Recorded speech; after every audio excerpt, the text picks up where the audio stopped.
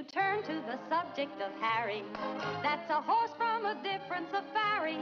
He can box like a fox. He's as dumb as an ox. But it's Harry I'm planning to marry. Hi everyone, I'm back.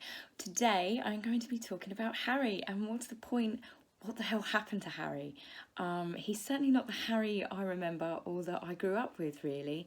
I understand the fact that people say, well, he's got married, he's matured, he's got a family now to think about, but I'm sorry, this isn't maturing. He's gone from being one of the most popular royals, a really sort of lovable guy, to a chump. There's no other way to put it. He's arrogant, he's fame obsessed, he's rude. When I know I spoke about him being back on stage in Amsterdam, preaching about the climate change again.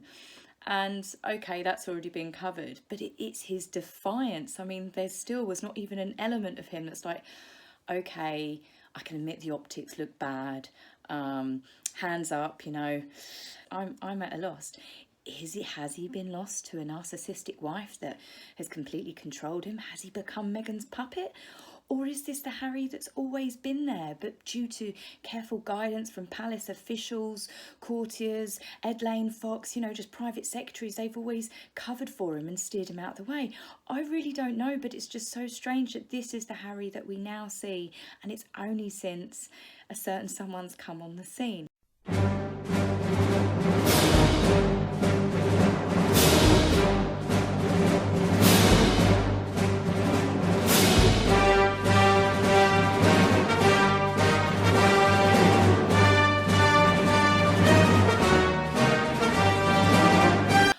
Blame Meghan for everything. Harry is his own man. He's not a 17-year-old impressionable child, but he's certainly changed, and I don't think it's for the better. I've decided to do a bit of a photo montage because I wanted to remind everyone of the old Harry, pre-2016 Harry, shall we call him. And I've just learned how to do it, so I can. So I've included photos from his childhood, obviously with his lovely mother Diana. And this is where the public completely fell in love with him and William. Harry was a really lovely lad growing up. He did a lot of charity work. He was generally a joy to be around. His family absolutely adored him. He was always hanging out with his cousins, always up to some sort of playful mischief. He used to muck around and play with photographers when he used to have a sense of humour, and he didn't hate anyone from the media.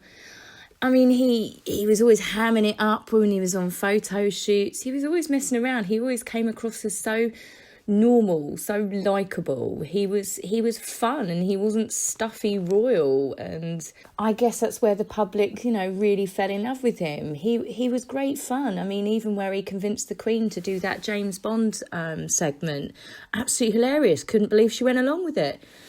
And you had Harry the soldier. He did fight in Afghanistan, and I think again that really warmed the public to him. He loved being in the army, and I think it was a real shame that he had to leave it. He's always had such an adorable relationship with his brother as well. I always thought that they were fantastic from when they were kids, teenagers, and it went into adulthood. People that say, oh yeah, they just grow up, they mature, they've got families. Even when Catherine had their children, they still mucked around. When Catherine came on the scene, she really, really made those brothers. She complimented both of them. You could tell that they had a fantastic time, whatever they were up to, a little bit mischievous, a little bit playful. She had her own bond with Harry, which was absolutely adorable. And obviously Harry couldn't stay part of the trio, I get that. But even when Chelsea was on the scene, and they were a very serious couple that then became four of them, they still had a laugh, they still went out. William looked very relaxed with her. The difference in Harry since he's met Meghan, you can see it. You can see the awkwardness from not just Harry, but everyone around him. It's such a it's not that loved up fairy tale. It's not playing away that way in the media anyway. From the moment that all of the family and relatives got together, I would have been so annoyed if people looked this miserable at my wedding. No one was really Well, it just wasn't the normal sort of wedding fanfare with your family, like no one going, oh, isn't that lovely? Nothing. It was just, and the Queen looked so angry. There were so many shots of that. That was actually quite funny. They tried to force the Fab Four onto us. It didn't really work. Harry, by this point, had already started to change. And we got this woke Harry, this public speaking Harry. He's a bit frightful, isn't he? He comes out with so many clangers and says the wrong thing and just embarrassing. He's so Americanised. Harry, stop letting your wife write your speeches. It's not working. It's laughable and coming across embarrassing and hypocritical because, you know, Meghan's Vogue article, you're pretty much talking about the same thing. Your speech on WE Day, it's the same buzzwords. It's the word salad. Everyone's like, oh, just bore off, will you? Where's the fun Harry, the Jack the Lad Harry? I mean, ever since they got married, like even in the early stages, like the honeymoon period, you think that they would still be having so much fun together. He's just become serious, miserable, grumpy. He hates the media. I mean, I know that obviously there has been some bad press that's been unfair, but this is literally from the get-go before, you know, the media turned on them. They don't seem a happy couple. They're fighting in public now. That's completely embarrassing. Harry literally he just is grumpy. He's miserable. He looks stressed. He looks tired. The light has come out of his eyes, and most importantly, he's changed. His granddad stepped down, and the Queen appointed Harry Captain General of the Royal Marines.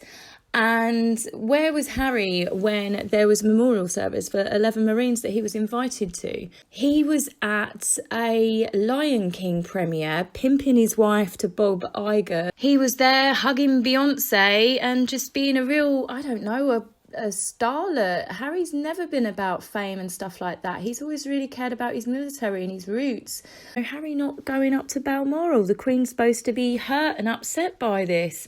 If I could give Harry any piece of advice, it would be while your wife is swanning around, doing her own thing in New York, whatever she's up to at New York Fashion Week, whoever she's meeting, just get to your bottom on a plane, go see your grandparents, go take your son, go make up with your family because you're going to need them soon. And I don't think it will be too long from now.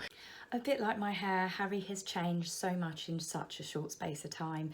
It's really sad to see. I miss the old Harry. I'm sure a lot of people around Harry miss the old Harry.